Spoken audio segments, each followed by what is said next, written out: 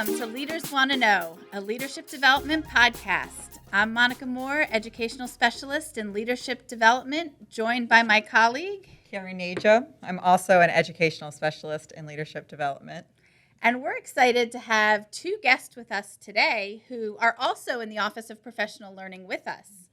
Hi, thanks for having us. My name's Hallie Case, and I'm an educational specialist in the Office of Professional Learning. So actually just around the corner from where you all are. There's usually a big wall between Yes. us. And I'm Mary Beth Anderson, also educational specialist for professional development. Well, thank you so much for being here with us today. One of the questions that we've been getting a lot is, as a leader, how do I create a year-long professional development plan? Mm-hmm. Can you talk a little bit about ways that leaders can go about doing this work? Yeah. Hallie? Yeah. So it's tricky. Like there's lots of ways you could go about doing that. And so I think as we were thinking about this topic, an idea that came to mind for us as a starting place is to start with your SIIP. Your school improvement plan is already tied to the strategic plan, and you've made decisions for it based off of your school data. Yes. And those would be the other places to start for a year-long PD plan anyway. So just go to the SIIP that you've already made and think about where are there some strategies or some action plans that you could build out into that year-long plan. Yeah, and it's making me think about like the skills that teachers would need to know to be able to carry out that plan. So how can we design professional development around that? And when we think about year long, it can't just be this one and done. We did it, at our school kickoff and that January work day. What can we do so that teachers have what they need in the first quarter, the second quarter, the third quarter, and then that reflection piece too, so that it's alive throughout the year. That makes a lot of sense. When do you envision this work happening? I know we're so busy, Time right? is In schools, always and it's like we have great plans. So thinking about how do we utilize those staff development days, we talk a lot about putting that L back in CLT, maybe doing some learning in that team meeting. Hallie talked about some ideas with Guiding Coalition too. Yeah, so I think, maybe rethinking two things. If you have a monthly staff meeting and you've used it traditionally to give information to staff, that maybe there's an alternative way to give that information. Are there things that could go in an email so that your staff meeting could become professional development time? And then similarly, if you have a guiding coalition or a school leadership team, are there things that could be given to them in a different format so that those times could be professional learning?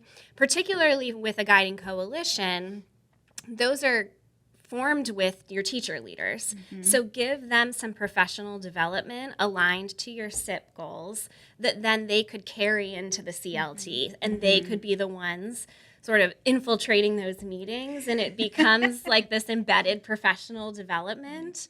That could be short snippets over those CLT meetings. Yeah, that makes a lot of sense. Thank you. Sounds like they could really be building leadership capacity too while you're also planning, which is great. That's true. And how could schools monitor the effectiveness of this throughout the year? Yeah, so how would we know that it's working? Yeah, right? The PD plan. Yeah, we talked a little bit about surveys. Like that's something that we do a lot in our own work is checking in with people, getting feedback after each session, making sure that your needs are being met by the staff in your school, and thinking and understanding that you might have this great plan in the beginning of the year, but we know how the school year goes and different initiatives come from the county or the state, and we have to pivot and shift. So how can we check in and make sure that the professional development is timely and effective and just what the teachers need? Yeah, and I think you pair that with something like observations, going to the CLT meetings and seeing, are they talking about what we're hoping they talk about as a result of the learning that we've been doing? Are we seeing changes in classrooms? Possibly supporting teams with creating goals that are aligned to the professional learning, and then go back to those smarter goals. Are they meeting them? That ties into your SIIP. And then you have the data for your SIIP too to Right. show that you're meeting and making progress towards that. Yeah, Yeah. that makes a lot of sense. Yeah, if everything's aligned, you can really work smarter, not harder, and cut down on a lot of the excess. Yeah, and it helps teachers to focus their work too, because they're not thinking, oh, we're doing this PD that's random over here and Right. this that's random over here. How do we tie it all together so we have a clear focus and we can achieve our goals? I do think it makes the vision more clear. I mean, I definitely remember as a teacher, I didn't always know what the SIIP goals were for the Right, school, right. right? And sometimes I feel like I was learning something and I didn't quite understand exactly why I was being asked to learn something. So it can kind of help it all come together for teachers. Yeah, not feel as overwhelming. Yeah.